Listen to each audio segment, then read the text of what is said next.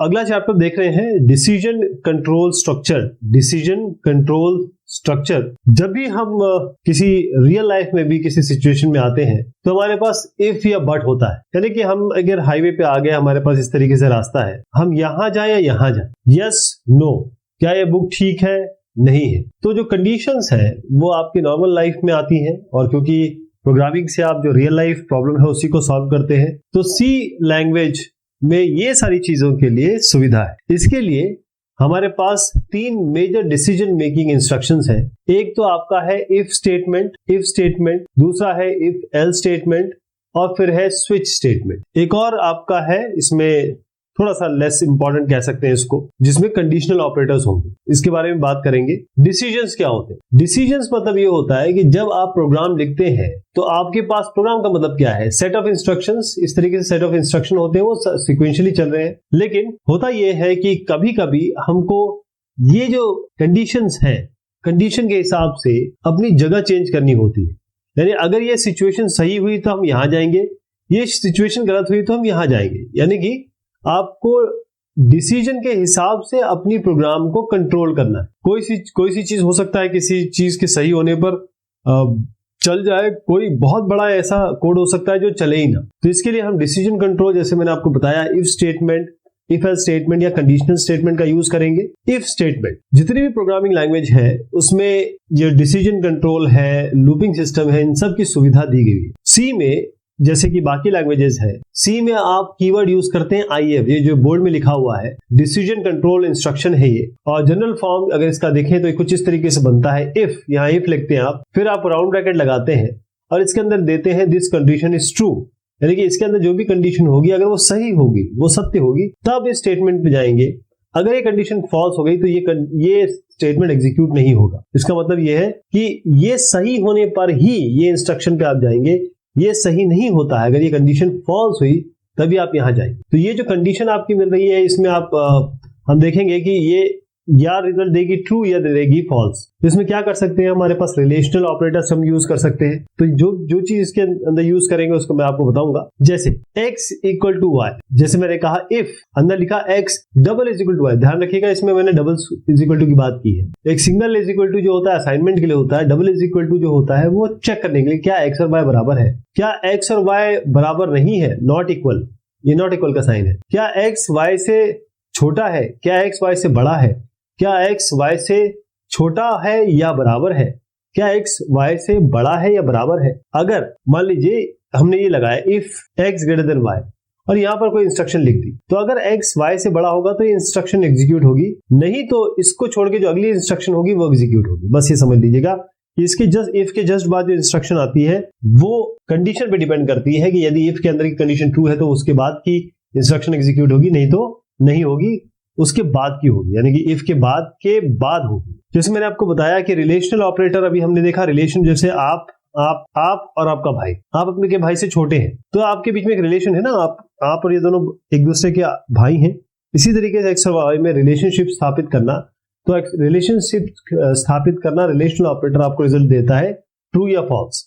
तो इफ में एक सिंपल प्रोग्राम मैं आपको बताता हूं कि जैसे हमने क्या किया कि एक नंबर लिया इंट में और हमने प्रिंटफ किया, एक नंबर डालिए जो 10 से कम हो, एक नंबर डालिए जो 10 से कम हो और इसको स्कैन करा लिया इस नंबर को एम्परसेंड नम करके, क्योंकि परसेंट दिए। यदि number less than equal to 10 है तो आप ये कह सकते हैं कि बहुत अच्छा काम किया आपने, 10 से कम डाला। लेकिन अगर किसी ने 10 से ऊपर डाल दिया फिर क्या करेंगे आप, इसका मतलब अगर 10 से ऊपर डाल दिया, अगर number less than equal to 10 नहीं है, मान लीजिए 11 है, 11 किसी ने डाल दिया, तो ये लाइन एग्जीक्यूट नहीं होगी। बस ये इतना ध्यान रखना है आपको। इसमें ये जब कंडीशन, जैसे किसी ने 9 डाला तो 9, इसमें देखिए 9 is less than equal to 10, 9 10 से छोटा है, तब तो ये लाइन एग्जीक्यूट होगी, यानी कि प्रिंट ऑफ होगी, ये लाइन प्रिंट होगी बकायदा। लेकिन अगर आप 11 12 या 10 से ऊपर दे दें तो ये लाइन आपकी नहीं चलेगी। आप समझ गए ये कब चलेगी कब नहीं चलेगी। इसका जरा एक फ्लो चार्ट के तहत बताता हूं इसी चीज को। स्टार्ट करेंगे हम, आप करेंगे print enter a number less then 10। आप कहेंगे कि 10 से कम एक नंबर डालिए, इनपुट करिए नंबर को, यहां पर इनपुट लेंगे। यदि ये नंबर ग्रेटर देन 10 है तो अब ये डिसीजन कंट्रोल है, ये जो आप देख रहे हैं दिस इज डिसीजन कंट्रोल, यही डिसीजन कंट्रोल है। अगर नंबर ग्रेटर देन 10 है यस, तो आप बोलेंगे बहुत अच्छा, आपने बहुत अच्छा काम किया। नहीं है तो आप ये लाइन एग्जीक्यूट नहीं होगी, आप सीधा यहां पर आ जाएंगे। बस इतना समझ लीजिए यस पे ये लाइन एग्जीक्यूट होगी प्रिंट वाली, अदरवाइज अगर ये कंडीशन आपकी गलत होगी तो आप यहाँ पर स्टॉप पे आ जाएंगे। एक एग्जांपल देखते हैं, while purchasing certain items a discount of 10% is offered if the quantity purchased is more than 1000। अगर 1000 से ऊपर क्वांटिटी का सामान खरीदते हैं आप या उस नंबर 1000 से ज्यादा है तो 10% आपको डिस्काउंट मिलता है। यदि जो क्वांटिटी है प्राइस कीबोर्ड के थ्रू इनपुट किया जा रहा है तो आपको एक प्रोग्राम लिखना है ताकि आप कैलकुलेट कर सकें टोटल एक्सपेंसेस को। तो इसको कैसे लिखेंगे, देखिए स्टार्ट करेंगे आप, अभी डिस्काउंट 0 है, DIS इक्वल टू 0। आप यहाँ पर यूजर से इनपुट कराएंगे क्वांटिटी और रेट। यदि क्वांटिटी ग्रेटर देन 1000, इन्होंने कहा है अगर 1000 से ऊपर क्वांटिटी है तो 10% का आप डिस्काउंट दीजिए, अदरवाइज मत दीजिए। तो अगर क्वांटिटी पहले जो यूजर ने जो क्वांटिटी एंटर की है उसको हम चेक कराएंगे कि वो क्या ग्रेटर देन 1000 है। हाँ, अगर वो है तो हम डिस्काउंट दे देंगे 10, अदरवाइज हम डिस्काउंट दे देंगे नो, कोई डिस्काउंट नहीं देंगे, डिस्काउंट विल रिमेन 0 हियर। अब हम क्या करेंगे, टोटल कैसे निकालेंगे, क्वांटिटी इंटू रेट, जो क्वांटिटी होगी और उसका हर एक क्वांटिटी का rate minus quantity into rate और उसके बाद डिस्काउंट परसेंट कितना हुआ, फिर इसको इससे सब्ट्रैक्ट करेंगे तो आपके पास एक्चुअल उसको अमाउंट आ जाएगा कि डिस्काउंट के बाद कितना देना पड़ेगा। फिर इस टोटल को हम प्रिंट कर देंगे, स्टॉप कर देंगे। ये जो काम हो रहा है यही डिसीजन कंट्रोल है, यही इसी के बारे में हम आज बात कर रहे हैं। इसी प्रोग्राम को हम अगर कोड में देखें इसी के, तो देखेगा कि हम यहाँ अपने एक कमेंट लिखा कैलकुलेशन ऑफ टोटल एक्सपेंसेस। शुरुआत करते हैं हम क्वांटिटी और ये जो डिस्काउंट है इसको 0 करके। अब यहाँ पर हमने फ्लोट, रेट और टोटल दिया, यूजर से बोला कि आप एंटिटी और रेट डालिए, क्वांटिटी और रेट हमने ले लिया। उसके बाद हमने क्या किया, ये हमारा मेन जो डिस्कशन का पॉइंट है ये है, इफ यदि क्वांटिटी, ये जो क्वांटिटी है अगर 1000 से ज्यादा है, it is greater than 1000, then discount दीजिए 10 का, अदरवाइज डिस्काउंट रहेगा जो इनिशियल है 0 ही रहेगा। तो अगर ये 1000 से ऊपर है तब तो डिस्काउंट अपने आप यहाँ 10 चला जाएगा, लेकिन अगर बाय चांस ये चीज फेल हो जाती है तो ये लाइन तो एग्जीक्यूट होगी ही नहीं। इफ के बाद वाली लाइन एग्जीक्यूट नहीं होती है, ध्यान रखिएगा अगर ये केस फेल हो गया तो। और टोटल में यहाँ पर डिस इक्वल टू 0 आ जाएगा, राइट। इसका मतलब ये पूरा का पूरा ये 0 ही हो जाएगा, टोटल ये चीज 0 हो जाएगी तो क्वांटिटी इंटू रेट ही बनेगा और फिर इसको टोटल एक्सपेंस % से दिखा दी। तो अगर आप इसमें करके देखें इस प्रोग्राम को, तो क्वांटिटी और रेट अगर आप डालें, क्वांटिटी ये है, रेट ये है, तो आपको टोटल एक्सपेंस ये आएगा, क्योंकि यहाँ पर आपने क्वांटिटी डाली है 1200 जिसमें 200 1000 से ऊपर है, यानी कि 1200 इज ग्रेटर देन, यहाँ पर देखिए अगर मैं इसको चेक कराऊं क्वांटिटी, यानी कि 12, क्या ये 1000 से ऊंची है, जी बिल्कुल ऊंची है, तो ये डिस्काउंट इसको 10 मिलेगा। तो डिस्काउंट के हिसाब से आपको यहाँ जो प्राइस है वो इस तरीके से मिलेगा ये लगाने के बाद। लेकिन अगर आप 200 डालते हैं तो 200 इज नॉट ग्रेटर देन 1000, 200 1000 से ऊपर नहीं है तो आपको डिस्काउंट नहीं मिलेगा, 0 मिलेगा। तो ये आपका मोड। तो इस तरीके से जो मैंने अभी बताया, ये इफ और एल्स कंडीशन, अभी हम एल्स भी देखेंगे कि अगर ये डिस्काउंट नहीं हुआ तब क्या करेंगे, लेकिन फिलहाल हमें ये समझना है कि प्रोग्रामिंग के एस्पेक्ट से अगर मैं आप बताऊं तो इफ के बाद अगर ये कंडीशन ट्रू हुई तभी इसके बाद की लाइन चलेगी, अदरवाइज इसके बाद की लाइन नहीं चलेगी। ये लाइन पे कभी कंट्रोल पहुंचेगा ही नहीं, इसीलिए इसको डिसीजन कंट्रोल कहते हैं, यहां पर चलाएगा। अगर ट्रू होगा तभी ये यहां इसके बाद ये भी करेगा, ये भी करेगा, लेकिन अगर ये फॉल्स है तो ये लाइन आएगी ही नहीं, राइट। तो ये डिस इक्वल टू 0 क्या ये नेसेसरी है? जी बिल्कुल नेसेसरी है, बहुत ही जरूरी है, क्योंकि अगर डिस्काउंट, मान लीजिए ये जो कंडीशन है, ये वाली कंडीशन हमने देखी, ये कंडीशन अगर फुलफिल नहीं होती तो आप क्या बोलेंगे, ये लाइन तो चलेगी नहीं। तो यहां पर डिस, ये क्या चीज है, ये तो गार्बेज वैल्यू ले लेगा ना, तो आप डिस इक्वल टू 0, क्योंकि आपको 0 डिस्काउंट देना है इस समय। तो यहां पर ये एकदम निहायत ही जरूरी हो जाता है कि हाँ, आपको जो भी अनप्रेडिक्टेबल चीज है, गार्बेज वैल्यू है, वो नहीं आनी चाहिए, इसलिए डिस इक्वल टू 0 देना चाहिए। और आपका मकसद भी यही है कि डिस्काउंट आपको 0 देना। अब जो इफ का कंडीशन है, इफ की स्टेटमेंट है, वो किस तरीके से, इफ कंडीशन स्टेटमेंट, इफ यदि ये कंडीशन हुई तो ये स्टेटमेंट चलेगा। अब जनरल फॉर्म इसका क्या है, कंडीशन की बात करें तो ठीक है, लेकिन आप यहाँ एक्सप्रेशन भी दे सकते हैं, आप प्रॉपर एक्सप्रेशन दे सकते हैं यहाँ पे, इस जगह पे जरूरी नहीं है कि आप कंडीशन दें, कि कंडीशन बेसिकली आपको यहाँ पर ट्रू या फॉल्स है, ये केवल या ट्रू या फॉल्स, ये ट्रू और फॉल्स को एक्सप्रेशन भी तो दे सकता है। तो एक्सप्रेशन का मतलब है वैलिड ऐसी चीज जिसमें रिलेशनल एक्सप्रेशन हो, मैं बताता हूं अभी आपको, रिलेशनल एक्सप्रेशन हो और जिसका जो उत्तर है वो ट्रू या फॉल्स है, बस। अब आप देखिए 3 + 2 मॉड्यूलो 5, 3 + 2 मॉड्यूलो 5 में सबसे पहले क्या होगा, 2 मॉड्यूलो 5 होगा। 2 मॉड्यूलो 5 मतलब कितना है, 2/5, मॉड्यूलो कर रहा हूं इसको, बाय मतलब नहीं, डिवाइड नहीं है, मॉड्यूलो है। तो इसमें मैंने बताया था आपको, मॉड्यूलो में अगर छोटा नंबर ऊपर है, बड़ा नंबर नीचे है, तो हमेशा छोटा नंबर आप डायरेक्ट ले सकते हैं, ये एक विधा होती है, इसको करके भी देख सकते हैं आप। अब यहां पर आएगा आपका इस जगह पे 2, 3 + 2 कितना हुआ 5। अब आप देखें, आप ये कहेंगे कि आप तो कह रहे थे यहाँ पर ट्रू आना चाहिए, a = 10 ये काम करेगा, -5 ये भी काम करेगा। इसका मतलब ये है कि यहां पर अगर आपका कोई भी वैल्यू आ जाए 5, 10, -5 तीनों में काम कर रहा है। ये कैसे हुआ? हम ये कह रहे हैं कि इफ 0 या इफ 1 पे कुछ होगा, 0 पे ये फॉल्स माना जाएगा, 1 पे ट्रू माना जाएगा। लेकिन आप अगर इसको देखें तो कोई भी वैल्यू यहां पर जो आ रही है, अगर वो एक वैल्यू नहीं है, मैं बताता हूं कौन सी वैल्यू नहीं है, तो ये हमेशा काम करेगा। ध्यान रखिएगा कि केवल और केवल 0 पे ये फॉल्स माना जाएगा, 0 के अलावा कोई भी वैल्यू आने दीजिए, ये हमेशा ट्रू होगा। समझ गया? इफ के अंदर अगर 0 आएगा तभी फॉल्स, मतलब ये कंडीशन फॉल्स मानी जाएगी, और ये इसके बाद का जो एक्सप्रेशन है, जस्ट इसके बाद का जो एक्सप्रेशन है वह एग्जीक्यूट नहीं होगा। लेकिन इसके अंदर 10 डाल दीजिए, 100 डाल दीजिए, -5 डाल दीजिए, -19 डाल दीजिए, काम करेगा। -5 में भी, क्योंकि नॉन जीरो, ये जीरो नहीं है, जो भी वैल्यू जीरो नहीं है। आप बोलेंगे -5 ये तो 0 से भी कम हो गया, -5 तो 0 से भी कम हो गया। नहीं, -5 0 नहीं है, केवल 0 पे फॉल्स होगा, बाकी कोई भी वैल्यू देते रहिए, कोई भी वैल्यू इसके अंदर आएगा हमेशा ट्रू होगा, राइट। अब if statement, multiple if statement भी हो सकते हैं। एक इफ, एक से ज्यादा इफ। कैसे कर सकते हैं हम? जैसे मैं आपको एग्जांपल देता हूं, यदि एक इफ सेटिस्फाई ना हो तो दूसरा लगा दीजिए, दूसरा ना हो तो तीसरा लगा दीजिए। इसको एग्जांपल के तहत समझते हैं। जो करंट ईयर है और जो करंट मतलब जो भी साल चल रहा है, और जो साल जिसमें किसी एम्प्लॉय ने कंपनी को या ऑर्गेनाइजेशन को ज्वाइन किया, वो कीबोर्ड से आपको एंटर करना है। अगर उन्होंने, जो एम्प्लॉय है, उन्होंने 3 साल से ज्यादा काम कर लिया है तो उनको बोनस दीजिए 2500। अगर कोई एम्प्लॉय है जिसने 3 साल से ज्यादा काम कर दिया, उसको आप दे दीजिए कितना, 2500 रुपए दे दीजिए आप बोनस। लेकिन अगर 3 से ज्यादा उनका नहीं है काम, तो अब क्या करना है आपको? या तो आप उसको मत दीजिए, या उसको और कुछ, या 500 दे दीजिए, 300 दे दीजिए, ऐसे कर सकते हैं। तो ये कंडीशन कैसे डलेगी देखिएगा। हमने क्या किया, कैलकुलेशन ऑफ बोनस, ये हमने प्रोग्राम लिखा, मेन पे गया bonus, current year, year of joining और year of service. Current year हो गया, ईयर ऑफ ज्वाइनिंग हो गया, ईयर ऑफ सर्विस हो गया। प्रिंट किया हमने कि आप करंट ईयर अपना, पहले तो करंट ईयर डालिए कौन सा है, और ईयर ऑफ ज्वाइनिंग डालिए। यानी करंट ईयर मान लीजिए किसी ने 2018 डाला, राइट, और किसी ने कहा कि मैंने ज्वाइन किया 2013 में, तो हम क्या करेंगे, दोनों ले लेंगे। करंट ईयर डालिए आपका 2018, ईयर ऑफ ज्वाइनिंग 2013, दोनों को माइनस कर लीजिए। 2018 माइनस 2013 कितना था, 5। हमारा ये मानना है कि ये जो वैल्यू आएगी, यानी कि 5 आई अभी, अगर ये 5 > 3 है, तब तो आप इसको बोनस दीजिए 2500 दीजिए, अदरवाइज मत दीजिए। लेकिन इसमें हमने आपसे अभी भी कहा था कि इफ कंडीशन है, उसके अंदर अगर चीज फॉल्स होती है तो उसके जस्ट बाद वाली लाइन एग्जीक्यूट नहीं होती, उसके बाद वाली एग्जीक्यूट नहीं होती है। लेकिन अगर ये ट्रू हो जाती है तो इसकी बाद वाली लाइन होगी।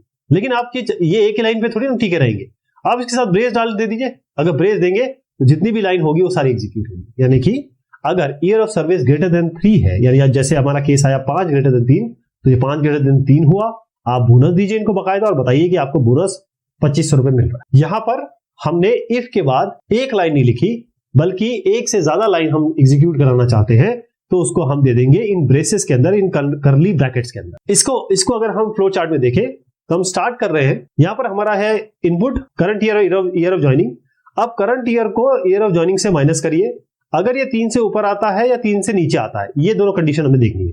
अगर ये 3 से ऊपर आता है तो आप बोनस दीजिए, दिखा दीजिए, और ये प्रिंट भी करिए। तो ये दोनों लाइन करने के लिए आपको इफ के बाद जो भी कंडीशन आप दे रहे हैं उसके आप ब्रेस के अंदर ये दोनों लाइन करनी पड़ेगी। 2, 3, 10 कितनी भी लाइन देते रहिए, ये आपके ऊपर। लेकिन अगर ईयर ऑफ सर्विस > 3 नहीं है, मान लीजिए किसी ने 2018 कहा कि मैं 2018, आप करंट ईयर चल रहा है, मैं 2016 में आया हूं, मेरी ईयर ऑफ ज्वाइनिंग 2016 है, दोनों को माइनस करिए, 2 आएगा। इसका मतलब इनकी सर्विस 2 से कम है, तो कुछ भी नहीं होगा, ये यहां पर स्टॉप हो जाएगा। यानी अगर ये कंडीशन फॉल्स हुई तो ये ब्रेस के अंदर जितनी भी चीज है वो नहीं चलेगी, इसके बाद की चीज चलेगी। इफ एल्स स्टेट, अगर कंडीशन सही है, ट्रू है, तो आप कुछ करना चाहते हैं। लेकिन अगर कंडीशन सही नहीं है तब भी तो आप कुछ करना चाहते हैं, एल्स यही काम करता है। अगर बरसात होगी तो मैं छतरी लूंगा, अगर बरसात नहीं होगी तो मैं क्या करूंगा, कोई कंडीशन में ले सकता हूं कि मैं स्कूटर से चला जाऊंगा, बरसात नहीं होगी तो स्कूटर से चला जाऊंगा। अच्छा, इफ स्टेटमेंट का मतलब यह है कि इफ आपका एक स्टेटमेंट एग्जीक्यूट करता है या ग्रुप ऑफ स्टेटमेंट, एक स्टेटमेंट देंगे तो एक स्टेटमेंट, अगर आप ब्रेसेस के अंदर देंगे तो एक से ज्यादा। अगर फॉल्स आएगा तो कुछ नहीं कर रहे हैं। इफ का मतलब यह है, केवल इफ की बात कर रहा हूं अभी, अगर फॉल्स हो रहा तो कुछ भी नहीं कर रहे हैं। लेकिन हम चाहते हैं कि जब ये फॉल्स हो कंडीशन, इफ के अंदर जो चीजें हैं वो अगर इफ के अंदर अगर 0 आ गया तो आप कुछ और कराना चाहते हैं, तो इफ क्या, ये तो इफ से संबंधित है चीजें। लेकिन अगर ये फॉल्स होगा तब भी तो कुछ कराना चाहते हैं, तो वो आप दीजिए एल्स में। वो कहां देंगे आप, एल्स में। जो पर्पस है एल्स का वो यही है कि एक एग्जांपल समझते हैं सेम चीज को लेंगे और थोड़ा सा और एग्जाम्पलीफाई करेंगे। अगर कंपनी में एक एम्प्लॉय है, उसकी बेसिक सैलरी 1500 से कम है, तो एचआरए 10% बेसिक सैलरी का, डीए है 90% बेसिक सैलरी का। यदि उनकी सैलरी 1500 से बराबर या ऊपर है तो अब एचआरए आप देंगे 500 रुपए और डीए देंगे 98% सैलरी। यानी आपको इफ तो यहां पर देंगे साथ में आपको एल्स भी लगाना पड़ेगा।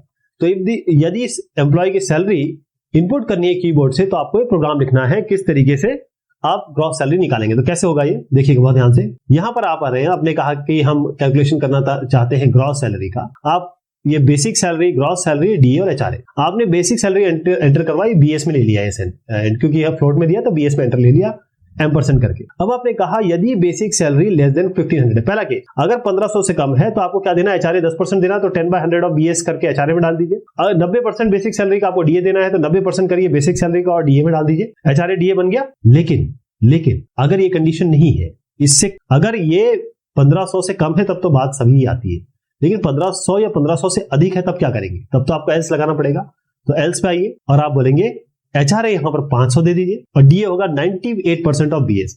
अब एचआरए इस कंडीशन में 1500 से कम में ये दोनों हो जाएंगे, एचआरए और डीए, और जब 1500 या 1500 से ऊपर होगा तो एचआरए ये हो जाएगा, डीए होगा। दोनों ही केस में GS will be equal to BS plus HRA plus DA, depending upon the condition कितने पैसे इनको मिल रहे हैं। ये चीज दोनों में कॉमन रहेगी।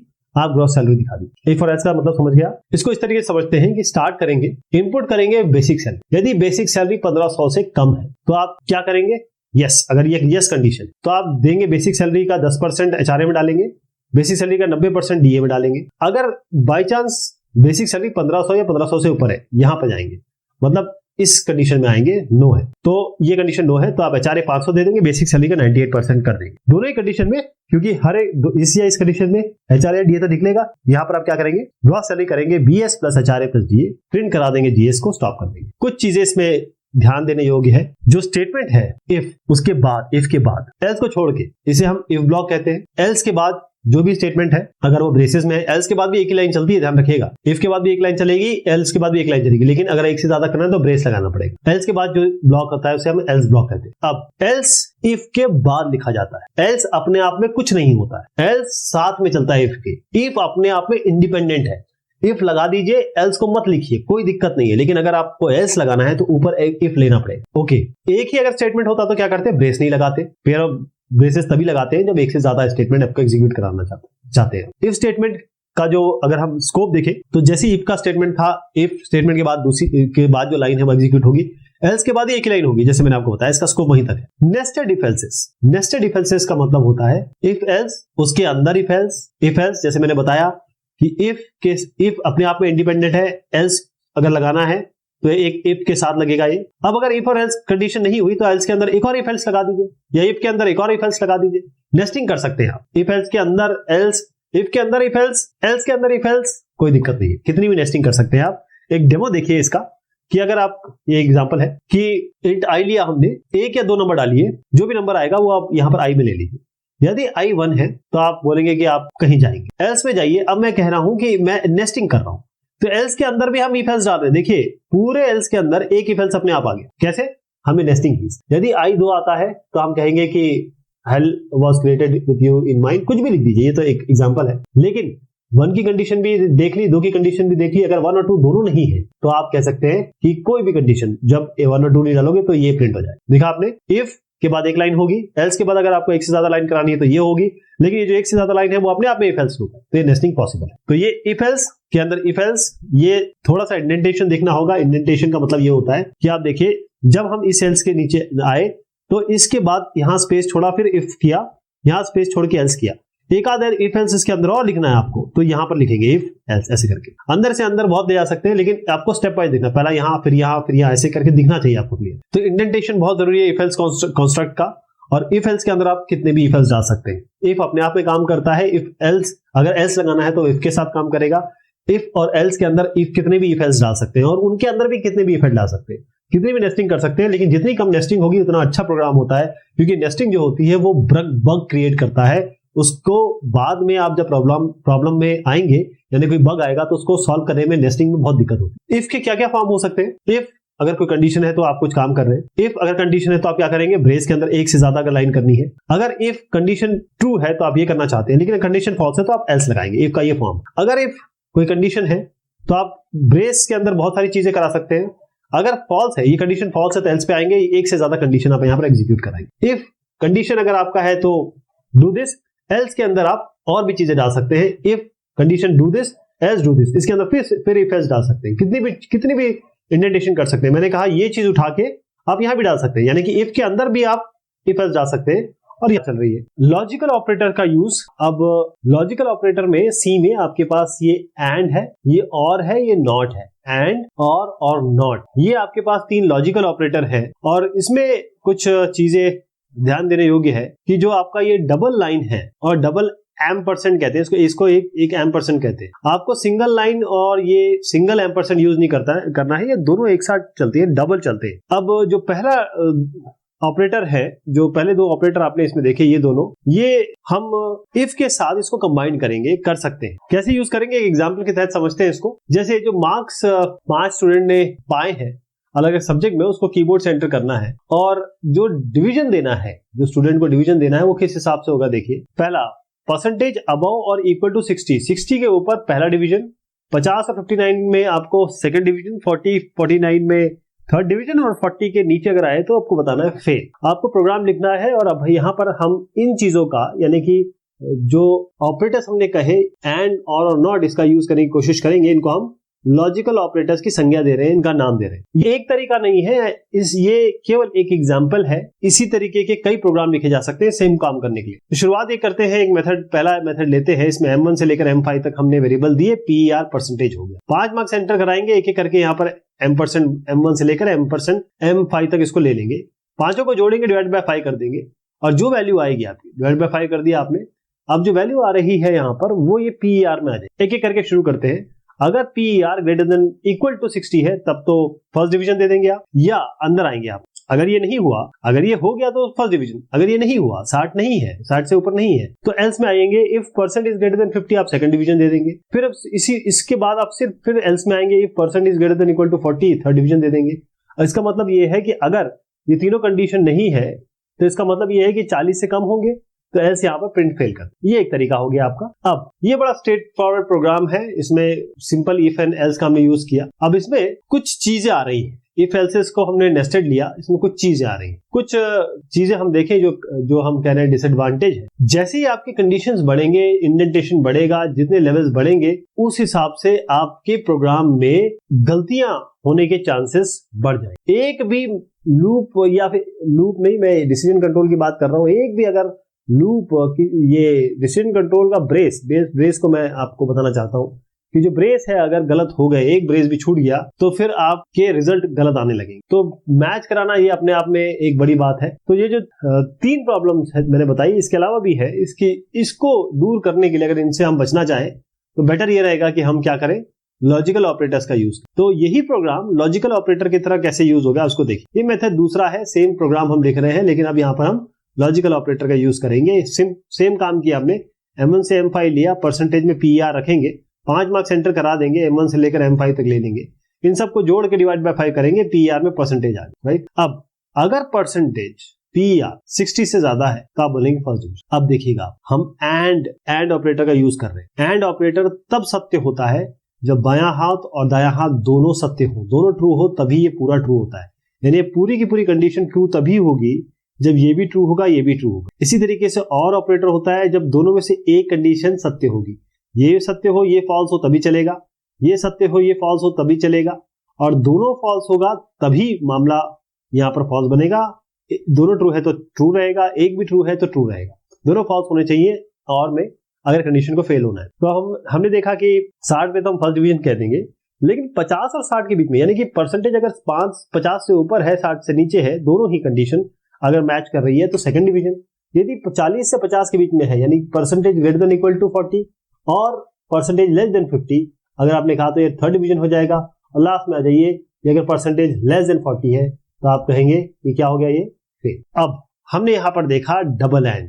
डबल एंड मतलब हमने बायां हाथ और दायां हाथ दो कंडीशन यूज की और उनको एंड के हिसाब से कंबाइन किया। अब इसमें फायदे क्या हुए? फायदे ये हुए कि आपको जो इफ एल्स की मैचिंग नहीं करनी पड़ी। दूसरा, क्योंकि बहुत सारी चीजें, बहुत सारी कंडीशन है 60 से ऊपर, 60 से नीचे, 50 और 60 के बीच में, 40 के नीचे, उन सब में आपको जो मैंने पहले बताया था कि प्रॉब्लम आने की संभावना है, इफ एल्स को मैच करने की संभावना है, वो यहां पर दूर हो रही है। एल्स इफ क्लॉज देखिए, एल्स इफ क्लॉज एक प्रोग्राम हम दोबारा लिख सकते हैं। मैं अगर इसको बताऊं कि हमारे पास 5 मार्क्स है, 5 मार्क्स हम लेंगे और इन 5 मार्क्स को जोड़ के परसेंटेज निकालेंगे। हम ये चाहते हैं कि परसेंटेज अगर 60 के ऊपर हो तो आप बनेंगे फर्स्ट डिवीजन, 50-60 के बीच में है तो सेकंड डिवीजन, 50 और 40 के बीच में है तो थर्ड डिवीजन, और 40 के नीचे आए तो आप बोलेंगे कि फेल है। इसको कैसे करेंगे? एल्स इफ लगा के। कितना आसान हो जाएगा देखिएगा। यही प्रोग्राम हम इफ एल से लिख सकते हैं, इसी प्रोग्राम को हम एंड ऑपरेटर का यूज करके कर सकते हैं, इसी प्रोग्राम लॉजिकल ऑपरेटर को, और इसी प्रोग्राम को हम यहां यूज कर सकते हैं एल्स इफ। कैसे? एल्स इफ जो है वो इस तरीके से चलता है, एल्स और इफ इनके बीच में जगह होती है, मतलब इसके बीच में स्पेस होती है। यदि परसेंटेज ग्रेटर देन 60 है तो फर्स्ट डिवीजन, अथवा अगर ये नहीं होता तो एल्स, फिर कंडीशन लगाएंगे इफ की, परसेंटेज ग्रेटर देन 50 है तो सेकंड डिवीजन, अगर ये भी नहीं होता तो एल्स इफ, फिर से हम एल्स इफ पे जाएंगे, परसेंटेज ग्रेटर देन 40, यहां पर थर्ड डिवीजन करेंगे, एल्स करेंगे प्रिंट पे। यहां पर अपने इफ लिया, एल्स इफ लगाया, एक कंडीशन, दो कंडीशन, तीन कंडीशन, फाइनल कंडीशन में आप फेल दे देंगे। ये तीनों कंडीशन मैच नहीं हो रही है तो आप फेल दे देंगे। एल्स इफ ऐसे यूज। तो एल्स इफ इसको लैडर कहते हैं। पहली कंडीशन फेल होगी तो एल्स पे जाएंगे, फिर ऐसे करके उसके बाद फेल होगी तो एल्स पे जाएंगे। इस तरीके से आप एल्स इफ चलाते हैं। एल्स इफ कुछ अलग नहीं है, ये इफ और एल्स का एक तरीके से रीअरेंजमेंट है। कैसे? देखिए, अगर i इक्वल टू 2 है तो आप कुछ लिखेंगे, एल्स कर दीजिए j इक्वल टू 2 है तो आप कुछ करेंगे, लेकिन हम क्या करेंगे, इन दोनों को जरा कंबाइन कर देंगे। यदि i 2 है तो आप कुछ करेंगे, एल्स इफ इसकी जगह, ये इसके अंदर इफ लिखने की जगह आप यहीं पे इफ क्यों नहीं लिख देते? वही काम यहां पर हुआ है। देखिए, एल्स इफ यहीं क्यों नहीं लिख देते? एल्स इफ करेंगे j equal to 2 all the time, यानी कि लाइनें बच रही हैं, समय बच रहा है, टाइम बच रहा है, और लाइनें मतलब जो एग्जीक्यूशन वाले लाइनें हैं, इंस्ट्रक्शन है, वो बच रही है। देखिए इसमें कितने आसानी से हो गया। अगर i 2 है तो आप प्रिंट कर दीजिए, अगर i 2 नहीं है और j 2 है, देखिए i 2 है तो ये करेंगे, नहीं तो अगर j 2 है तो ये कर दीजिए। तो इस तरीके से हम और भी इसको और जोड़ सकते हैं चीजों को, और एक एग्जांपल के तौर पे समझते हैं कैसे और आगे हम बढ़ सकते हैं। एक कंपनी है, वो अपने ड्राइवर्स को इंश्योर करती है किस तरीके से। अगर ड्राइवर मैरिड है, अगर ड्राइवर अनमैरिड है, मेल है, 30 साल से ऊपर है, अगर ड्राइवर अनमैरिड है, फीमेल है और उनकी एज 25 साल से ऊपर है, इन सारे केसेस में इंश्योरेंस होगा, अदरवाइज ड्राइवर का इंश्योरेंस नहीं होगा। तो इसमें मैरिटल स्टेटस आ रहा है, जेंडर आ रहा है, सेक्स आ रहा है, मेल या फीमेल, एज भी आ रही है, 30 है, 25 है, इस तरीके से। तो हमको क्या करना है कि बताना है कि क्या ड्राइवर अगर कोई इनपुट करता है तो हमको बताना है कि इनका इंश्योरेंस हो पाएगा कि नहीं हो पाएगा। तो एक एक चीज हम देखें कि जो कंडीशंस इसमें दी हुई है, कैसे हम इसको लॉजिकल ऑपरेटर से कर सकते हैं, कैसे और तरीके से कर सकते हैं। देखिए, हम यहाँ पर पहली चीज लेते हैं बगैर लॉजिकल ऑपरेटर। हम इंश्योरेंस बताना चाहते हैं ड्राइवर का होगा कि नहीं, यहाँ पर हम लॉजिकल ऑपरेटर का यूज नहीं करेंगे। हम क्या करते हैं, कैर लेते हैं, सेक्स जो है मेल और एम होगा या फीमेल होगा या ट्रांसजेंडर होगा, MFT। अब ट्रांसजेंडर की बात यहाँ नहीं चल रही है तो MF लेते हैं, तो ये एक ही कैरेक्टर होता है तो सेक्स यहाँ पर ले लेंगे। MS, अब MS के बारे में आपको बताता हूँ, मैरिटल स्टेटस, या तो ये मैरिड होंगे या अनमैरिड होंगे। ओके, एज तो इंटीजर में आएगी। उसके बाद आप प्रिंट एफ करा लीजिए, यूजर का एज, सेक्स और मैरिटल स्टेटस ले लीजिए, क्योंकि ये दोनों कैरेक्टर है, इनको दोनों कैरेक्टर में ले लेंगे। एज हम इंटीजर में ले लेंगे %d में, तो एम्परसेंट एज, एम्परसेंट सेक्स और MS में हमने मैरिटल स्टेटस ले लिया। हमने कहा यदि मैरिटल स्टेटस M है तो ड्राइवर अपने आप इंश्योर हो जाए, नहीं तो यदि सेक्स मेल है और यदि उसकी age, if age is greater than 30 तो ड्राइवर इंश्योर होगा, अदरवाइज ड्राइवर इंश्योर नहीं होगा। अब एल्स, इस के बाद एक और एल्स हम लेंगे, इस इफ का एल्स है। अगर सेक्स मेल है और यदि सेक्स मेल नहीं है और एज उसकी 25 से ऊपर है तो ड्राइवर हम इंश्योर करेंगे, अदरवाइज को नॉन इंश्योर करेंगे। अब कुछ इसमें भी वही वाली बात है कि इफ एल्स की बहुत सारी मैचिंग हो रही है, और जब इसको हम लिखेंगे तो आप देखेंगे कि इंडेंटेशन अगर प्रॉपर नहीं हुआ, कुछ एक आध ब्रेस भी छूट गया, तो फिर आपको प्रॉब्लम आ सकती है। तो इसी प्रोग्राम को अगर हम करना चाहे, लिखना चाहे लॉजिकल ऑपरेशन से, तो कैसे करें? हम जानना चाहते हैं कि क्या ड्राइवर इंश्योर होगा या नहीं इंश्योर होगा, यही हमारा सवाल है, यही हमको उत्तर मिलना चाहिए। तो हम इन केसेस को इस तरीके से लिखते हैं। पहला, ड्राइवर मैरिड हो इनको इंश्योरेंस मिलेगा, ड्राइवर अनमैरिड हो, मेल हो और 30 साल से ऊपर हो तो इनको फिर से इंश्योरेंस मिलेगा। अगर अनमैरिड फीमेल हो और 25 साल से ऊपर हो तो ये इनको भी इंश्योरेंस मिलेगा। देखिएगा हम क्या करेंगे, यहाँ पर एंड और ऑपरेटर दोनों यूज करेंगे और इसी प्रोग्राम को हम एंड और ऑपरेटर से लिखेंगे। देखिएगा हम यहाँ पर लॉजिकल ऑपरेटर्स का यूज करने जा रहे हैं, मेल लिखेंगे, उसके बाद कैर में जैसे ही मैंने आपको समझाया सेक्स और जो या जेंडर या मैरिटल स्टेटस यहाँ पर ले लेंगे, ये दोनों कैरेक्टर में आएंगे, एज हम इंटीजर में लेंगे। यूजर से एज, सेक्स और मैरिटल स्टेटस एंटर करा देंगे, एज इंटीजर में है, सेक्स कैरेक्टर में है, मैरिटल स्टेटस %C, इन तीनों को एंटर करा लेंगे। अब देखिएगा इन्हीं कंडीशन को, ये 3 कंडीशन मैंने बताई, इसको कैसे हम जोड़ेंगे, एक एक करके कंडीशन लेते हैं। पहला, यदि मैरिटल स्टेटस मैरिड हो या फिर, और देखिएगा एक ही लाइन में सारी चीज हो जाएगी, या फिर मैरिटल स्टेटस उनका अनमैरिड हो और सेक्स मेल हो और एज ग्रेटर देन 30 हो। देखिए 1, 2 और 3 ये तीनों कंडीशन मीट होनी चाहिए, अनमैरिड, मेल और 30 से ऊपर। अगले में आएंगे ये और है, ये एक कंडीशन, 2 कंडीशन और 3 कंडीशन, इनके बीच में और चल रहा है, लेकिन ये कंडीशन जो होती है इसके बीच में हमने एंड डाला है क्योंकि ये तीनों सही होनी चाहिए तभी हम दे पाएंगे इनको इंश्योरेंस। अगर एमएस मेल है या फिर ये अनमैरिड है, मेल है, 30 से ऊपर है, या अनमैरिड है, फीमेल है, सेक्स इक्वल टू फीमेल और एज 25, यानी तीनों होने चाहिए, अनमैरिड भी होने चाहिए, फीमेल भी होनी चाहिए, 25 भी होनी चाहिए, तीनों कंडीशन। एंड का मैंने बताया था कि एंड के साथ जो कंडीशंस होती है एंड के दाएं और बाएं में, वो सारी की सारी ट्रू होनी चाहिए तभी ये ट्रू होगा। तो ये ट्रू, इनमें से कोई भी एक ट्रू हो जाए, इसके बीच में और लगाए ना, और मतलब होता है कि ये अगर दो और लगे इसमें, तो इन तीनों में कोई भी कंडीशन सही हो जाए तो ये सही होगा, तो आप कहेंगे ड्राइवर इज इंश्योर्ड। अदरवाइज आप कहेंगे कि ये तीनों कंडीशन में कोई भी फेल हो गया, यानी तीनों में से एक भी चीज सही नहीं आ रही है, एक भी ट्रू नहीं हो रहा, तो आप कहेंगे ड्राइवर इज नॉट इंश्योर्ड। इस प्रोग्राम में कुछ चीजें ध्यान देने योग्य है। ड्राइवर तभी इंश्योर होगा यदि तीनों कंडीशन जो आपने देखी और के साथ यहाँ वो आपकी ट्रू होगी। तीनों कंडीशन में कोई भी एक ट्रू होगी, और जो पैरेंथेसिस में दी हुई है, देखिएगा जो पैरेंथेसिस मतलब ये जो ब्रैकेट है, इसके अंदर ये बिल्कुल सही होनी चाहिए, ये ट्रू होनी चाहिए, ये ट्रू होनी चाहिए। तीनों में ये ट्रू, यही यहाँ पर कहा गया है कि जो ड्राइवर है वो इंश्योर तभी होगा यदि तीनों, ये जो 1, 2, 3 जो एंड के साथ जुड़ी हुई है राउंड ब्रैकेट में, वो तीनों सही होनी चाहिए। और जो सेकंड पेयर है पैरेंथेसिस का, वो तभी ट्रू होगा जब उसके अंदर जो 3 कंडीशन है वो तीनों की तीनों ट्रू होंगी। अगर एक भी कंडीशन इसमें अगर फॉल्स हो जाती है तो सारी की सारी पैरेंथेसिस के अंदर सारी फॉल्स हो जाएंगी, क्योंकि एंड ऑपरेटर है। एंड ऑपरेटर तभी काम करेगा जब इसकी तीनों ट्रू होनी चाहिए, तभी ये ट्रू होगा। जो लास्ट आपकी है इसमें थर्ड पेयर, ये बात इसके लिए भी अप्लाई होती है, सेम चीज इसके लिए भी अप्लाई होती है।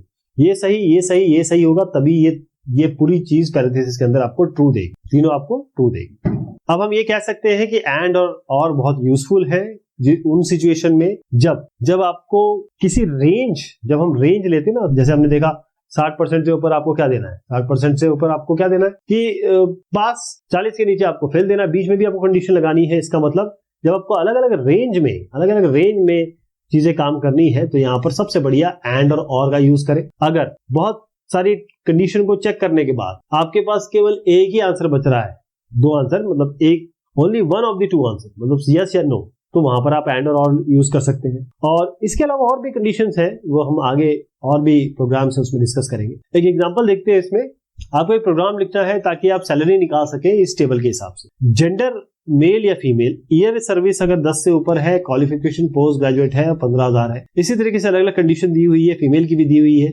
अलग अलग कंडीशन सैलरी दी है। अब इस हिसाब से आपको सैलरी कैलकुलेट करनी, कैसे करेंगे देखिए। सबसे पहले कैर जी ले रहे हैं आप, उसके बाद आप कह रहे हैं कि year of service, qualification, salary क्या क्या है। जी हमने जेंडर के लिए ले लिया, ये वाईओएस ले लिया, ये क्यू क्वालिफिकेशन के लिए ले लिया, ये सैलरी के लिए ले लिया। तो हमने क्या किया, ये जेंडर हो गया, year of service, qualification, salary. हम आप यूजर से बोलेंगे कि आप जेंडर डालिए और ईयर ऑफ सर्विस डालिए, क्वालिफिकेशन डालिए। क्वालिफिकेशन आप ये कह सकते हैं कि अगर आप स्पेसिफाई कर सकते हैं कि 0 डाल दिए अगर आप ग्रेजुएट है, 1 डाल दीजिए अगर आप पोस्ट ग्रेजुएट है। ये आप कर सकते हैं, ये आप बता सकते हैं यूजर से कि इसको डालिए। इसी को चेक कराएंगे फिर 0 और 1 को। अब आप देखें कि अगर जेंडर मेल है, year of service greater than equal to 10 है और क्वालिफिकेशन 1 है तो सैलरी होगी 15,000। देखिएगा, यदि जेंडर मेल है, जी इक्वल टू एम, वाईओएस आपका ग्रेटर देन इक्वल टू 10 है, क्वालिफिकेशन पोस्ट ग्रेजुएट यानी कि 1 होनी चाहिए। 0 और 1 में ना यूजर 1 डालता है और ग्रेजुएट के लिए वो 0 डालेगा, पोस्ट ग्रेजुएट के लिए वो 1 डालेगा। तो आप क्या करेंगे, सैलरी इसकी बुलाएंगे 15,000, यहाँ पर डालेंगे 15,000। इसी तरीके से एलसीफ पे आइए, अगर जीएम है, मेल है, year of service greater then 10 है, क्वालिफिकेशन 0 है, या फिर जेंडर मेल है, year of service less than 10 है और क्वालिफिकेशन 1 है तो 10,000। क्यों ये हमने दोनों कंबाइन क्यों किया? कि इन दोनों ही केस में 10,000 सैलरी मिली है तो दोनों को कंबाइन कर लेते हैं और लगा के। यही हमने काम किया। हमने क्या किया कि एक ये लिया कंडीशन जैसे यहां पर लिया था, दूसरी कंडीशन ली बीच में और लगा दिया। दोनों ही ये ट्रू हो या ये ट्रू हो, दोनों में सैलरी आपको 10,000 देनी पड़ेगी। इसी तरीके से एल्स इफ में ये अलग अलग कंडीशन में लगा दी। यहां तक तो मेल पूरे हो गए, यहां पर आप फीमेल पे आ गए। जेंडर फीमेल है, year of service greater then 10 है और क्वालिफिकेशन 1 है, यानी कि ये पोस्ट ग्रेजुएट है, 12,000। ऐसे सारी कंडीशन देख लेंगे। सैलरी ऑफ एम्प्लॉय आप सैलरी इस किसी भी कंडीशन पे जो यूजर डालता है आपको उसकी सैलरी दिखा दी। देखा आपने क्या यूज है इसका, एंड का और का। एंड का मतलब होता है, इस एंड का मतलब ये तीनों जब ट्रू होंगी तभी आगे बढ़ेंगे। ये तीनों की तीनों सही होनी चाहिए तभी आगे बढ़ेंगे, तभी ट्रू है। अदरवाइज कोई भी एक फॉल्स हो जाएगी तो फॉल्स हो जाएगा। नॉट मतलब नहीं, नो। लॉजिकल ऑपरेटर एंड और हमने देखा। एक और ऑपरेटर है नॉट ऑपरेटर। नॉट ऑपरेटर ये क्या करेगा, चीजों को रिवर्स कर देगा। जैसे आपने बुलियन और डिजिटल बुलियन में देखा है कि नॉट अगर आप 0 लगाएंगे तो ये 1 आ जाएगा, इसके आगे नॉट लगा देंगे तो ये 1 का 0 हो जाएगा। ये आपका इस तरीके से काम करता है। 1 पास करेंगे तो 0 निकल के आएगा, 0 पास करेंगे 1 निकल के आएगा। तो इस तरीके से हम नॉट ऑपरेटर का यूज करेंगे। नॉट ऑपरेटर एक चीज और देखिए, जो एक्सप्रेशन कोई आपको नॉन जीरो वैल्यू दे रहा है तो अगर नॉट लगाएंगे तो वो आपको क्या देगा, 0। आप ध्यान रखिएगा कि जब हम किसी भी प्रोग्रामिंग लैंग्वेज की बात करते हैं तो इसके अंदर अगर 0 कंडीशन आती है तभी वो फॉल्स माना जाता है। अदरवाइज कोई भी वैल्यू आते रहे, प्लस माइनस 50 आ जाए, कोई भी वैल्यू आ जाए 0 के अलावा, तो हमेशा ट्रू माना जाता है। तो नॉट के अगर आप आगे कोई भी वैल्यू लगाते हैं तो वो आपको 0 दे। कोई भी वैल्यू 0 के अलावा कोई भी वैल्यू बताएंगे तो 0 देगा, राइट। तो जो 0 है वही तो फाइनली क्या माना जाता है, वो आपका ट्रू माना जाता है। कैसे रिलेशनल ऑपरेटर में आप लगाएंगे नॉट को? अब देखिए, ये है y, आपने कहा y लेस देन 10, y 10 से कम। अब y लेस देन 10, इसके आगे आपने नॉट लगा दिया तो इसका मतलब क्या हो गया, नॉट y लेस देन 10। इसका मतलब ये हो गया कि y 10 से छोटा नहीं है, यानी कि y 10 से बड़ा है, 10 से बराबर या बड़ा है, ये आपको समझना है। y 10 से बड़ा या बराबर है। तो नॉट ऑपरेटर इसको हम कोई भी आपकी लॉजिकल वैल्यू आ रही है कोई सिंगल वेरिएबल में, उसको रिवर्स करने के लिए यूज करते हैं। जैसे इफ नॉट फ्लैग। एक और तरीका है कि अगर फ्लैग 0 है, इसको कहने का तात्पर्य है सेम चीज है कि इफ नॉट फ्लैग। आप ये कहना चाहते हैं कि अगर ये नॉट है फ्लैग, इसका मतलब फ्लैग अगर 0 है तब आगे बढ़ेंगे, नहीं तो जो भी आपको करना है उसके बाद लगा। नॉट थोड़ा सा कंफ्यूजिंग लगा ना आपको, तो तभी यूज करिए जब इसकी जरूरत हो, क्योंकि ये confusion create. Hierarchy of operators revisit कैसे करेंगे और रिविजिटेड कैसे होगी हायरार्की ऑफ ऑपरेटर्स? समझिएगा कि सबसे पहले नॉट चलता है। अगर आपके कोई एक्सप्रेशन है जिसमें आपके पास ऑपरेंड्स और ऑपरेटर है, आप सी में यूज करना चाहते हैं उसको, तो सबसे पहले जहां पर नॉट दिखेगा वो सबसे पहले एग्जीक्यूट होगा, फिर इनटू, डिवाइड और मॉड्यूलो, फिर प्लस और माइनस, उसके बाद रिलेशनल ऑपरेटर आते हैं, greater, less, greater than equal to और लेस देन इक्वल टू। उसके बाद रिलेशनल ऑपरेटर आते हैं डबल इज इक्वल टू और नॉट इक्वल टू। उसके बाद आप एंड, उसके बाद आपका और उसके बाद फाइनली असाइन। इसमें कुछ चीजें जानना जरूरी है, ये देखिएगा आप, ये प्रोग्राम का क्या आउटपुट होने वाला है। इंट आई, आपने वैल्यू डाली आई की और %d में आई की वैल्यू ले ली। अगर आई 5 है तो आपने कहा कि 5 एंटर किया गया है, अदरवाइज आप कह रहे हैं कि you enter something else. I equal to 5 का मतलब क्या है, आई इधर पे आपने डाला। अगर आई और 5 आपने मैच कराया, प्रॉब्लम यहां पर ये हो रही है कि आप आई और 5 को कैसे मैच करा रहे हैं। ये इज इक्वल टू का मतलब होता है, सिंगल इज इक्वल टू मतलब होता है असाइनमेंट। आप आई को 5 वैल्यू असाइन कर रहे हैं, आई को 5 वैल्यू असाइन कर रहे हैं, जबकि अगर आपको इसको वेरीफाई करना है कि आई 5 के बराबर है कि नहीं, तो आपको डबल इज इक्वल टू लगाना पड़ेगा। कहने का मतलब ये है कि जैसी आउटपुट आप करेंगे, अगर आप 200 डालते हैं तो 5 आएगा, 999 डालते हैं तो भी 5। हो क्या रहा है इसमें, ये दोनों ही केस में आपके 5 आएगा। कोई भी वैल्यू आप डालें 5 आ रहा है, क्यों? क्योंकि हमने सिंगल इज इक्वल टू लिया है।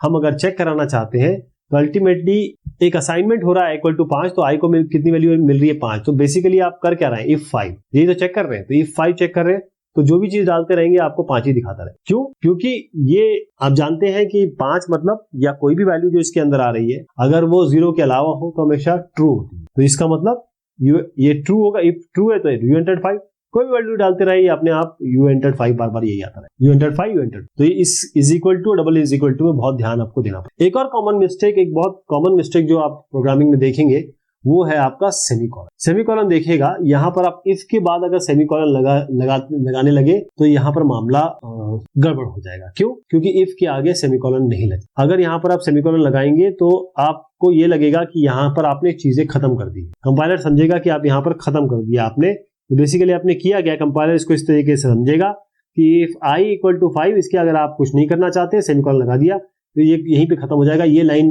तक, इस लाइन का इफ i इक्वल टू 5 से कोई लिंक ही नहीं है। तो ये जो सेमीकोलन है, इसका मतलब आपने इफ के बाद एक नल स्टेटमेंट दिया हुआ है, कुछ नहीं कराना चाहते, तो सेमीकोलन मत लगाइए। सेमीकोलन इफ के बाद नहीं लगता है, लगता है अब देखिए आपने कोई एरर तो नहीं आया।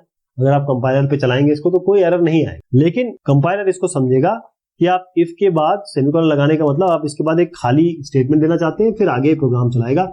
इस लाइन का इफ से कोई भी रिलेशनशिप नहीं रहे। एक और समराइजेशन कर लेते हैं जो ऑपरेटर है। अगर x 0 है और y 0, देखिए हमेशा ध्यान रखिए कि किसी भी प्रोग्रामिंग लैंग्वेज में जब हम इनकी बात करेंगे, आपकी वैल्यूज की बात करेंगे जो इफ के अंदर या इनके अंदर आने वाली है, वहां पर अगर 0 आएगा तभी फॉल्स होता है। 0 के अलावा कोई भी वैल्यू आ जाए, अब मैं कह रहा हूं -999 डाल दीजिए, ये भी ट्रू माना जाए। 50 डालिए, ट्रू माना जाए। ट्रू, 0 के अलावा हर चीज ट्रू, 0 के अलावा हर चीज ट्रू है। तो अगर दोनों 0 है, नॉट x क्या करेंगे, 0 का 1 हो जाएगा। नॉट y करेंगे, 0 का 1 हो जाएगा। x और y, क्योंकि दोनों आपके 0 0 है तो 0 आएगा, x और y दोनों 0 है तो 0 आएगा। अब यहां पर आते हैं नॉन जीरो पे, पहले मैं बात कर लेता हूं। नॉन जीरो मतलब दोनों के दोनों 0 नहीं है, तो नॉट x करेंगे, क्योंकि नॉन जीरो है तो ये 0 आ जाएगा। नॉन y मतलब नॉन जीरो है तो 0 हो जाएंगे। नॉन जीरो का तो 0 होता है, नॉट ये कर देता है। अब देखिए दोनों के दोनों नॉन जीरो है, मतलब ये भी ट्रू है, ये भी ट्रू है, ट्रू और ट्रू दोनों है तो ट्रू आ जाएगा, 1 आ जाएगा। यहाँ पर आप कहेंगे x और y, अब दोनों में से ये भी नॉन जीरो है, दोनों ही नॉन जीरो है, यानी कि दोनों ही ट्रू है तो 1 आ जाएगा। यहाँ पर आएगा 0 और नॉन जीरो। 0 और नॉन जीरो का मतलब ये है कि इसका नॉट x करेंगे तो 1 आएगा, इसका नॉट y करेंगे तो 0 आएगा। अब यहाँ पर एक और चीज आती है कि जब हम x एंड y कर रहे हैं, ये 0 मतलब 0 एंड नॉन जीरो, मान लीजिए 5 है तो ये फॉल्स है, ये ट्रू है। और आप जानते हैं कि एंड में अगर एक भी फॉल्स है तो फॉल्स आएगा, तो इसका मतलब ये 0 आएगा। ये चीज इसके साथ भी है। अगर आपको 5 यहाँ कर दें और एंड पर एंड 0 कर दें तो ये 5 है, ये 0 है, और क्योंकि एक भी 0 एंड में होता है तो 0 देगा, तो इसके लिए 0 ही आएगा। और के बारे में बात करते हैं। और में अगर एक भी कंडीशन नॉन जीरो है, ये और एक भी कंडीशन आपकी 0 है, क्योंकि ये 0 है, ये आपका नॉन जीरो है, ये आप और कर रहे हैं, ये नॉन जीरो है। जैसे आपका 2 है, 5 है या 1 ही मान लीजिए, तो कोई भी अगर आप इसके साथ x और y करेंगे तो आपको 0 मिलेगा। ये इसमें 1 है, यहाँ पर आपका 1, इसको मैं चेंज कर रहा हूँ, यहाँ पर 1 है, तो 0 नॉन जीरो में आपका 1 आएगा, नॉन जीरो 0 में भी आपका 1 आएगा, दोनों में ही 1 आएगा, क्योंकि इनमें और में एक भी कंडीशन सही है ना। एक कंडीशन 1 है ना, 1 है, 5 है, 6 है, 999 है, कुछ भी है, तो एक कंडीशन सही है, 2 है, 5, तो यहाँ पर आ गया 1। कंडीशनल ऑपरेटर्स, जो कंडीशनल ऑपरेटर है इसको ध्यान रखें कि एक इसमें क्वेश्चन मार्क लगता है और एक कोलन लगता है, इसको हम कहते हैं टर्नरी ऑपरेटर। इसमें तीन आर्ग्यूमेंट लेंगे। बेसिकली ये इफ देन एल्स ही है, ये और कुछ नहीं है, ये इफ देन एल्स ही है। इसका फॉर्म क्या होता है, एक्सप्रेशन एक यहाँ लिखेंगे, अगर ये एक्सप्रेशन सही है, क्वेश्चन मार्क लगाया हमने, क्या सही है, अगर ये सही है तो एक्सप्रेशन 2 चलेगा, अगर गलत है तो एक्सप्रेशन 3 चलेगा। बस इसका मतलब ये है, बीच में आपने कोलन लगाया, बस इतना करना है आप। तो ये एक्सप्रेशन ये कह रहा है कि यदि एक्सप्रेशन एक सत्य है, यदि ये नॉन जीरो है, जीरो नहीं है, नॉन जीरो है, तो वैल्यू जो आएगी वो एक्सप्रेशन 2 की वैल्यू यहाँ जो भी इसको जिसको भी असाइन करेंगे वहां जाएगी। और अगर ऐसा केस नहीं है तो एक्सप्रेशन 3 ये वाली वैल्यू चले, मतलब ये वाला एक्सप्रेशन चले। इसको एग्जांपल के तहत समझाता हूं आपको। If X Y, scan F करा आपने एम्परसेंड एक्स, और आपने कहा कि इफ, यहां पर देखिएगा x ग्रेटर देन 5 है, अगर x ग्रेटर देन 5 है तो 3 चलेगा, मतलब 3 असाइन हो जाएगा y को, y में आ जाएगी 3 वैल्यू। अगर x ग्रेटर देन 5 ट्रू नहीं है, फॉल्स है, तो ये वाली कंडीशन नहीं चलेगी, 4 चलेगी, मतलब y को 4 असाइन कर। आप समझ गए। यदि इसको मैं इफ एल्स में लिखना चाहूं तो कैसे करेंगे, if x is greater than 5 y equal to 3, same चीज है। यदि ये ग्रेटर देन 5 नहीं है, एल्स यानी कि y इक्वल टू 4, दोनों में एक ही चीज आई ना, ये और एक ही चीज बोल रहे हैं, तो ये टर्नरी ऑपरेटर शॉर्ट फॉर्म है इफ एल्स का। एक और एग्जांपल देखते हैं। क्या रे है इंट y स्कैनर। स्कैनर पे हमने एक कैरेक्टर एंटर किया, अगर ये कैरेक्टर 65 से बड़ा है और 90 से छोटा है, कैरेक्टर जो डाला वो 65 से बड़ा है, 90 से छोटा है, तो 1 दे दीजिए आप। अगर इनके बीच में नहीं है तो 0 दे दीजिए। यानी if a greater than equal to 65 and a less than equal to 90, then y equal to 1, else y equal to 0। आप समझिए कैसे इफ एल्स की तरह काम कर रहा है ये टर्नरी ऑपरेटर। इसमें कंडीशनल ऑपरेटर में कुछ चीज ध्यान देने की योग्य है। कभी भी ऐसा जरूरी नहीं है कि जो कंडीशनल ऑपरेटर है ये आप अरिथमेटिक स्टेटमेंट के साथ यूज करेंगे। जैसे आपने देखा इंट i, आप स्कैन कराइए आई को और आप केवल यहाँ कहिए i इक्वल टू 1। अगर i इक्वल टू 1 है तो आप प्रिंट करा सकते हैं यहाँ पर कुछ कि प्रिंट अमित। अगर i इक्वल टू 1 नहीं है तो प्रिंट हो जाएगा ऑल एंड सन्ड्री, जो भी आप प्रिंट कराओ। जरूरी नहीं है कि यहाँ एक्सप्रेशन ही दो। अगर a z है और आप %c प्रिंट कराना चाहते हैं तो क्या करेंगे, यदि a greater than equal to ये a है, जो a का नंबर है, मतलब ये आपका सिंगल कोड में a आ रहा है, कैरेक्टर की बात हो रही है, तो अगर ये है तो आप a असाइन कर दीजिए इसको, मतलब a प्रिंट होगा, %c में a प्रिंट होगा, अदरवाइज ये नॉट प्रिंट। जो कंडीशनल ऑपरेटर है इसको आप नेस्ट कर सकते हैं, यानी a ग्रेटर देन b, अगर a ग्रेटर देन b है तो ये चलेगा, a लेस देन b है तो ये चलेगा, लेकिन इसके अंदर फिर आ गई, अगर a c से बड़ा है तो 3 आएगा, नहीं तो 4 आएगा, b c से बड़ा है तो 6 आएगा, नहीं तो 8 आएगा। तो ये आपने नेस्टिंग भी कर दी, इसकी नेस्टिंग भी कर सकते हैं। एक कंडीशन यहाँ पर देखिए, a ग्रेटर देन b, अगर a ग्रेटर देन b है तो g इक्वल टू a है, otherwise g equal to b है। लेकिन यहाँ पर आपको एक एरर आएगी, l value, logical value require. क्यों, इसमें दिक्कत क्यों आ रही है आप, क्यों? क्योंकि जो ये वाला कंडीशन है, ये वाली, आपने क्या किया, इस जगह इसको ब्रैकेट में दे दिया। अगर आप ये ब्रैकेट नहीं दे रहे तो कंपाइलर क्या समझेगा, कंपाइलर ये समझेगा कि b is being assigned to the result of the expression of the left of the second, यानी जो भी इसका रिजल्ट आ रहा है वो आप यहाँ असाइन करने की कोशिश कर रहे हैं, तो ये आपको एरर देगा। जो लिमिटेशन है कंडीशनल ऑपरेटर की वो यही है कि जो क्वेश्चन मार्क के बाद और कोलन के पहले दो चीजें आ सकती, यानी कि इफ एल्स कंडीशन है तो एक इफ और एक एल्स तक ही काम हो सकता है, उसके अंदर और इफ एल्स आप ये लगा सकते हैं। ये देखिए नेस्टिंग हुई है ना, तो यहाँ पर अगर आपको कुछ छोटी सी चीज करनी है तो ये बहुत बढ़िया है, लेकिन बाकी में आपको जो नॉर्मल तरीका उसको यूज करेंगे तो ही फायदा। समराइज करते हैं, 3 तरीके हैं डिसीजन लेने के लिए, हम डिसीजन कंट्रोल की बात करेंगे। पहला तो इफ एल्स स्टेटमेंट है,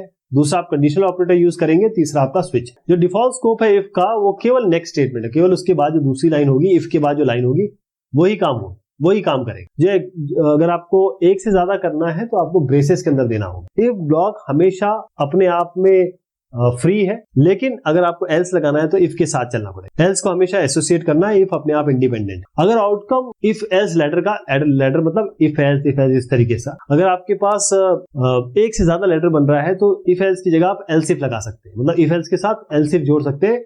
अगर लैडर बन रहा है, ये कंडीशन नहीं तो ये कंडीशन, ये कंडीशन नहीं तो ये कंडीशन, इस तरीके। एंड और ये बाइनरी ऑपरेटर्स है, जो ये वाला है यूनरी ऑपरेटर्स है। नॉट बाइनरी का मतलब है लेफ्ट हैंड, मतलब आपको 2 ऑपरेंड चाहिए, यहाँ पर आपको एक ही ऑपरेंड चाहिए। सी में 0 नॉन जीरो के हिसाब से चलता है। जीरो मतलब जीरो, फॉल्स मतलब जीरो, और ट्रू मतलब कोई भी वैल्यू। ऐसा नहीं कि 1, कोई भी वैल्यू, जीरो के अलावा कोई भी दुनिया की कोई भी वैल्यू यहाँ रख दीजिए, आपको वो ट्रू मिलेगा। असाइनमेंट स्टेटमेंट, इसको हम यूज करते हैं कंडीशनल ऑपरेटर के साथ, और इसको हमको पैरेंथेसिस में डालना। तो ये हमने बात की डिसीजन कंट्रोल की। बहुत शुक्रिया, बहुत मेहरबानी।